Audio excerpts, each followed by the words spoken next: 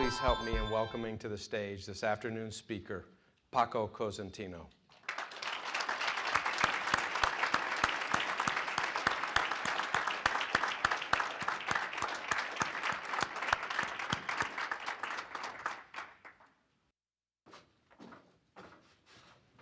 Muchísimas gracias. Good morning. That's all the English I know.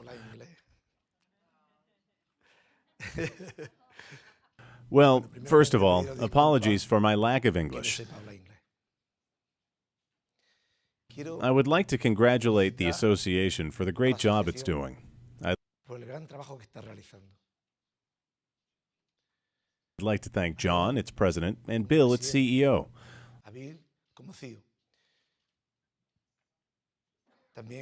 I would also like to thank you for inviting me to this conference. For me, a small-town man, this is an enormous satisfaction. I'm going to try to tell you a bit about the life of the small entrepreneur that I was. The small entrepreneur I still am. And what has happened to me throughout the years.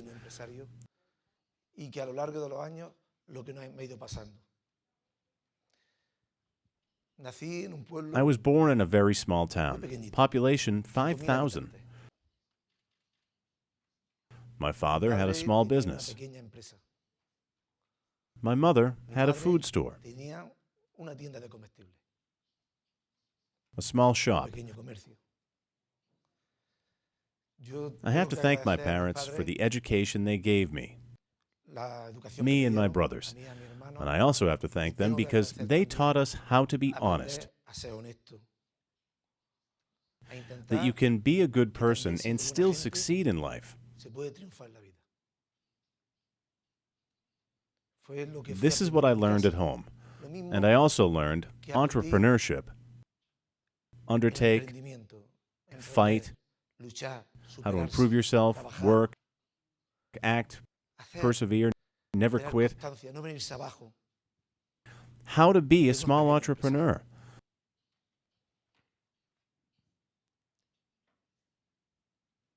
I left home to study, completed teacher's training college, and then I emigrated to Barcelona, looked for a job, and began to work as a school teacher.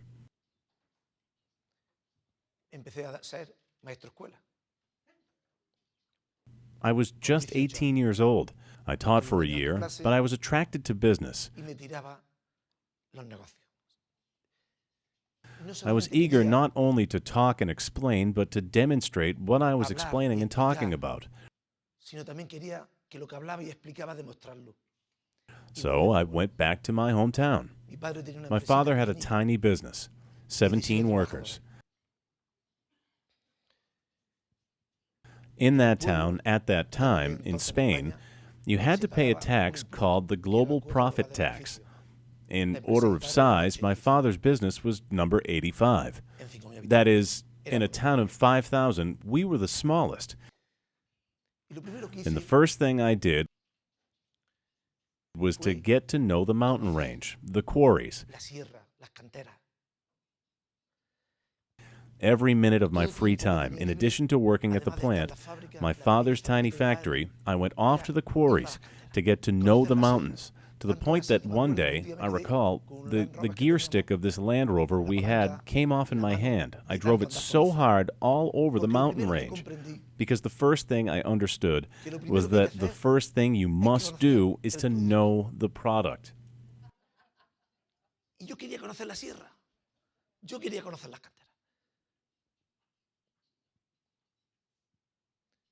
And I wanted to know the mountain range.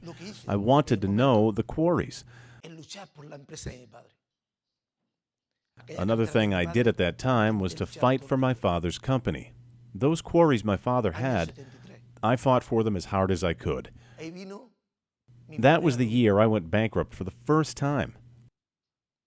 Because my father's quarries were worth nothing. Nothing! It was a real disaster.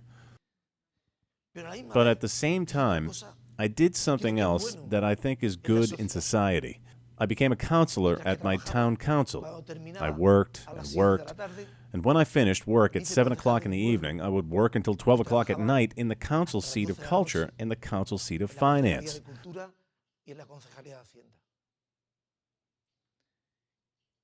I was also trying to change my town, not only trying to do business. How did I get out of that bankruptcy? Well, out of the first one in '73, for those who remember, it was the oil crisis, the first oil crisis. Well, the first thing I did, as always, was I honored my commitments. My word was as good as gold. My handshake was sufficient bond. The result was that there were people who sold me their quarries solely on the strength of my word, on my pledge that they would have enough for their retirement. Elderly people. And since I knew the mountains, I already knew which quarries were good and which were bad because I had learned about the product.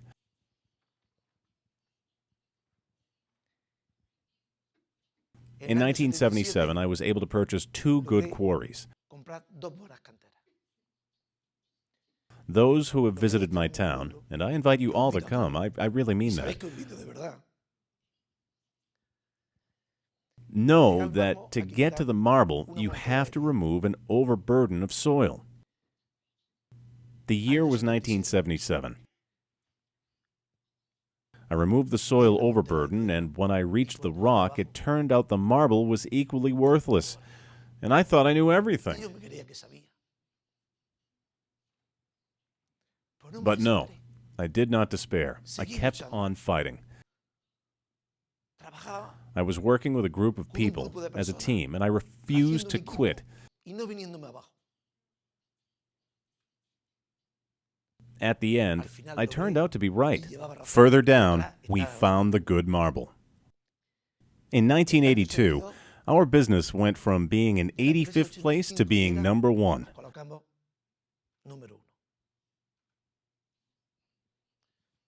Perseverance, another key quality in an entrepreneur. Having faith in your projects, refusing to quit. We became number 1. Then I made myself president of the Marble Entrepreneurs Association. Unemployment was rife in my region. At the association, what I did was to try and transform it completely, turn it into a productive area. So we began to develop other outlets for the marble, which had been used primarily for cemeteries and for countertops. We began feeding it to the construction industry in the Costa del Sol. We sparked a veritable revolution. I grabbed the fabricators and I took them to Italy. I took them to Germany, and I worked hard to teach. And I worked hard to change. I worked hard to change my region. For me, it was a source of pride because we succeeded. Unemployment ended. My region became a developed area. And in the meantime, Cosentino kept on growing. Comes the year 1988. I tried to begin exporting because there's something that has always been on my mind. It is important not to be in just one market because being in only one market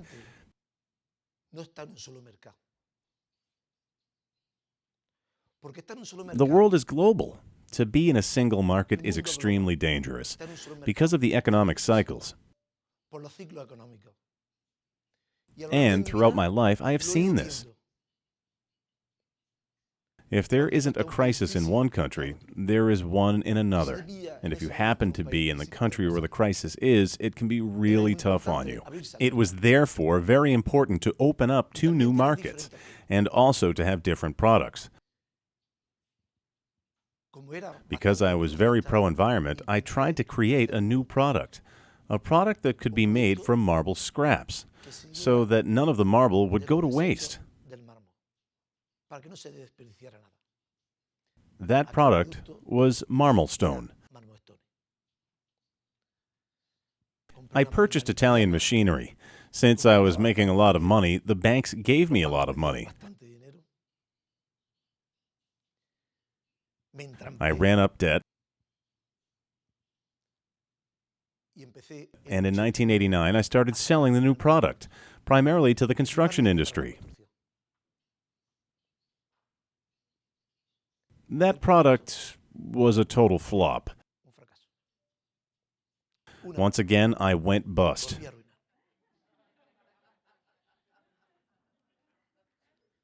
They cut off my telex, they cut off everything, my electricity, Electricidad. all of it. But I faced up to the situation. My third bankruptcy, the third one.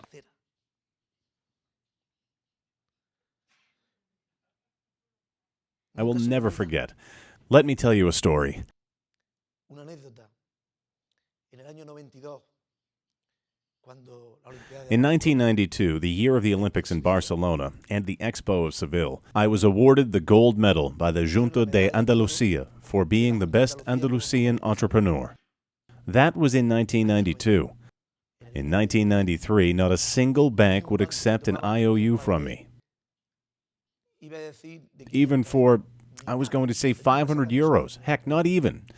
12,000 pesetas do not even amount to 500 euros. But what did I do? Did I despair? Of course I did, like any other human being. como todo ser Did I spend sleepless nights? Yes, I did. me tiraba noches sin dormir, sí, ¿verdad?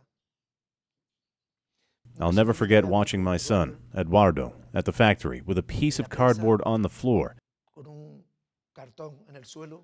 Me lo I llevaba used to allí take porque him there cada because vez my que wife would say to me, "Take the kid with you," en el cartón allí with en the el suelo, a ver si cardboard on the se floor, va. trying to design a new product because Marmalstone was turning out to be a complete failure. But because I refused to Pero como stay no me quedé still, quieto, y estaba and I was up to my neck in debt, tenía que I simply sacar had to productos come up with a new product that would be a success. And I thought, okay, what if instead of using marble, I put in quartz? What would happen? ¿Qué pasa? And I came up with silestone. But of course, the world I was most familiar with was the construction industry. So I targeted silestone at the construction market for tile flooring, facades, and that wasn't working. That didn't work out at all Aquello no funcionaba. because it wasn't the right product for those applications. From 1990 to 1996, I worked hard to find the correct market niche for my product. El nicho de mercado adecuado para mi producto. Me acuerdo que lo coloqué I remember that I got it used to build the floor of the Bank of Spain, and a group of architects said to me, "If we were in your shoes, we would sell the company. This isn't going to work." que no va a salir para adelante.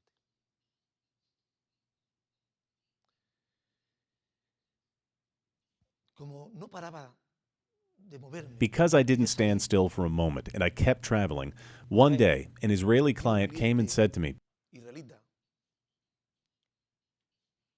dice Paco, "Paco, why don't you try selling to kitchen and bath stores?" Because all fabricators were boycotting me. Since it wasn't a natural product, everybody was boycotting me. I also started dispatching people to visit kitchen and bath stores. a visitar tiendas de cocina. And they would say to me, "Hey, are you aware the ladies of the houses like your product?" ¿Le gusta el producto? So I thought, let's put some countertops on display. Y ahí encontré And this is where, ladies and gentlemen, this is where I found my greatest allies. And that was the big turning point for Cosentino kitchen and bath stores. las tiendas de cocina.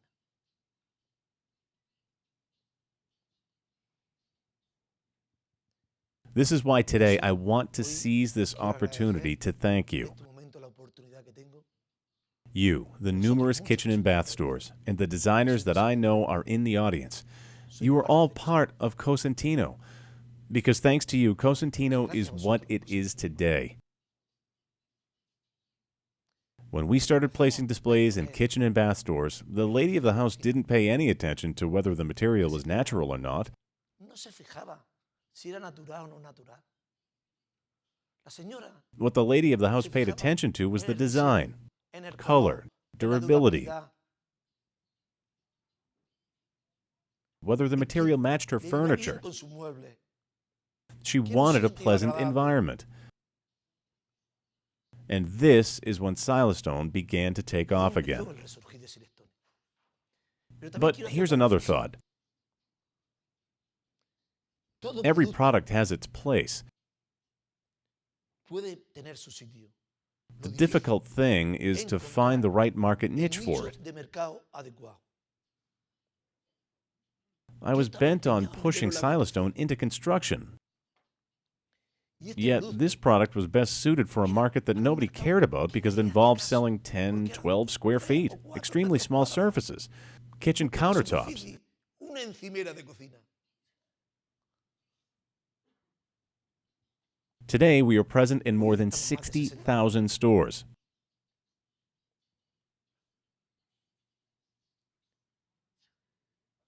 And that is because the product started to grow and grow. Y aquel producto empezó a crecer. Empezó a crecer. I was fortunate to find good people here in the United States and a good partner. Y a un buen socio. The United States has something that is quite remarkable. You have no idea what you have. No sabéis lo que tenéis. Your system for doing business is the best. It goes without saying. Es el mejor. No tengo que decirlo.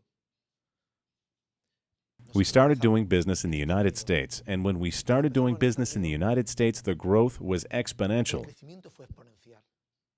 De una From having prensa one que press in tenía 1996, we jumped to 11 in 2005. de prensa en el año 2005. It was an 11-fold growth, Porque hay una cosa importante. because there is something important that I learned from an Austrian who became a naturalized citizen of the United States, Nacionalizado americano. Peter Drucker. Peter Drucker. To me, in business, Para mí, there is something that is extremely hay important. algo importantísimo. It's called Una palabra exploiting que significa success. éxito. If Si you are quieres good at lograr una something, cosa, exploit it, explótalo, repeat it, repítelo. and the best Y el place to mejor exploit success sitio is the United para States. explotar el éxito es Estados Unidos. Lo estamos We are viendo seeing it in the en la number of cantidad de franchises, franquicias. Cómo how se they crecen, grow, the number of la stores, cantidad de how ventas, they cómo grow. crecen. Frequently, we human beings seek to diversify. Where we are no good, we wish to grow, Muchas veces el ser and we humano don't concentrate on intentamos what we do well. diversificar y no ser buenos. En lo que no somos buenos queremos crecer. Y en otras cosas que somos buenos no paramos, no lo dejamos de crecer. We have to try and take advantage of what we know how to do. Pero But in 2005, something happened that I had always worried una about. cosa que siempre me ha preocupado. When you launch a new product and you're the leader, have you noticed when you are the leader and you launch a new product that it is very similar to being in a blue ocean? Es igual que un océano azul. Y es igual You're like a fish in a blue ocean. Awesome. In the Caribbean, awesome. solo. You're alone. Everybody buys from you. Production cannot keep up with what they want to buy from you. It's wonderful. Pero hay But there is something else life has taught me. la competencia. The competition. The blue ocean, if you don't watch out, Se convierte it becomes red with blood. rojo de sangre. Todo el mundo intenta copiarte. Everyone tries to copy you. Everyone tries to copy you.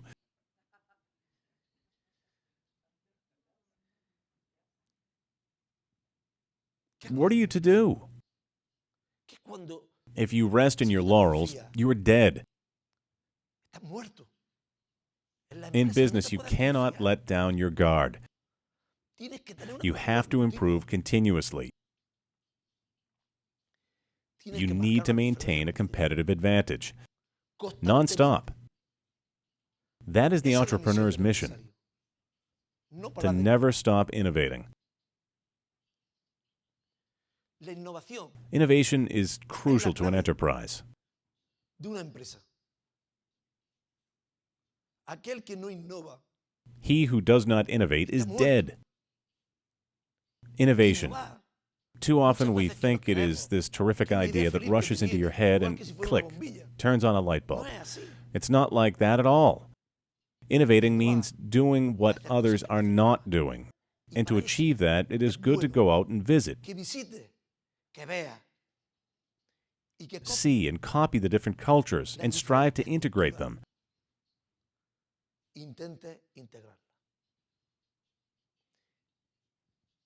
This is why in 2005 we came up with the antibacterial agent, because I was preparing silestone to be different.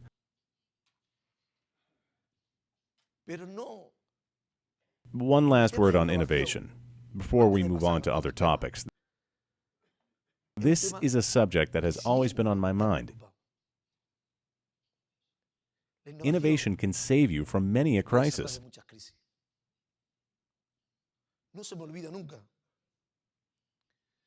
I'll never forget when, in the U.S. market, the dollar rate of exchange with the euro hit $1.58.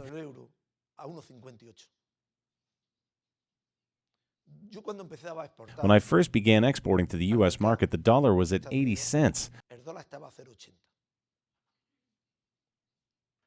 Imagine that your product rises to $1.58. I have to change that to euros and pay for expenses. You cease to be competitive. And if you change it and the price increases in the market of origin, they'll also kick you out. What do you do then? How do you solve that? How can you possibly resolve that issue? By innovating. That is when we launched the Mountain series, for which we were able to set a higher price. That was when we started to search for quartz in Madagascar, transparent quartz in Brazil, to make it different. If you didn't change it, you couldn't set a different price for it. You had to show it was different. This is why I say that innovating is important. Something similar is happening today in our industry. Quartz is growing and will continue to grow. Right now, it is growing at a rate of 35% in the U.S. market.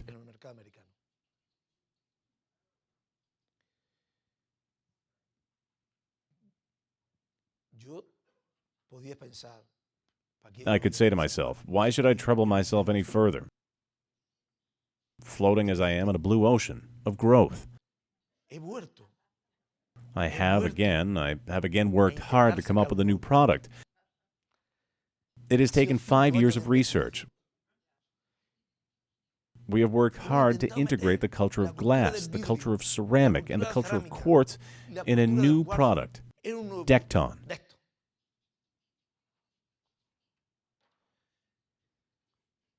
Because we believe we are fulfilling the needs of the client. The client is king. What the client wants is to keep things simple. If you give him a product that, in addition to being stain-proof, lends itself to new design but is also good for exteriors, you are giving him different things, and that is Decton. We have had to make an enormous investment, and I hope there is no repeat of what happened to me before, and that we continue innovating.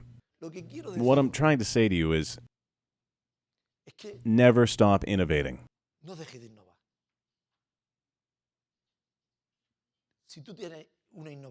If you have an innovation, you find it in the right niche in the market, and you persevere, that is good. That keeps you alert and fends off competition. If not, how else can we fight our competitors from Asia? We have a state of well-being, a respect for the environment that we need to protect.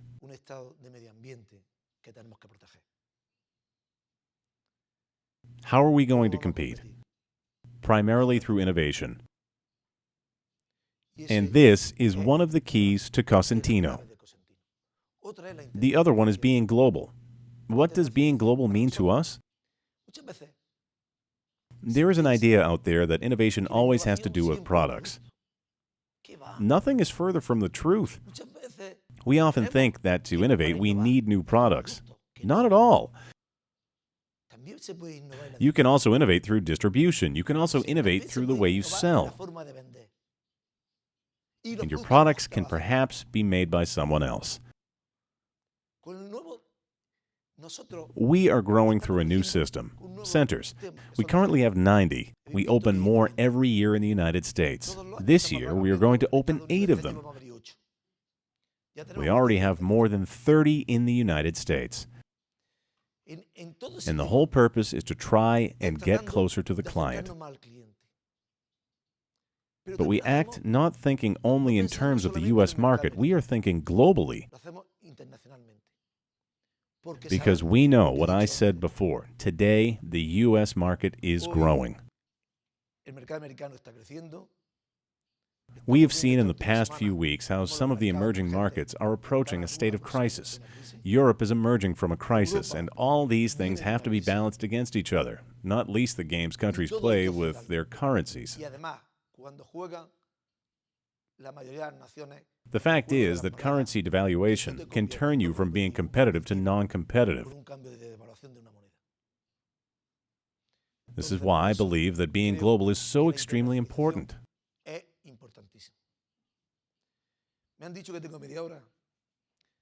I have been told that I have a half an hour, so I'm going to tell you what to me the most important part of a company is.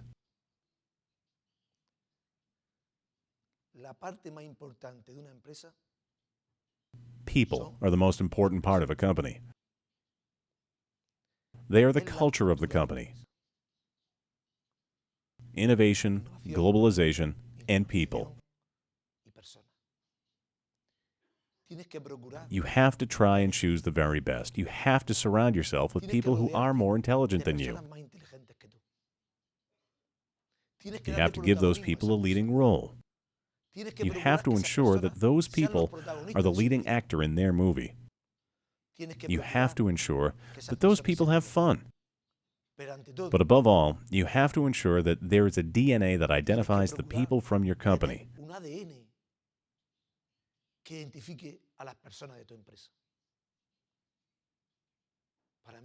To me, first of all, they should have a great deal of humility. Not let it go to their head. They should cooperate with their clients, but also with their providers. They should also be honest. They must be people who inspire trust. Have you ever noticed that in sales, the person who sells the most is the one who earns the trust of their client?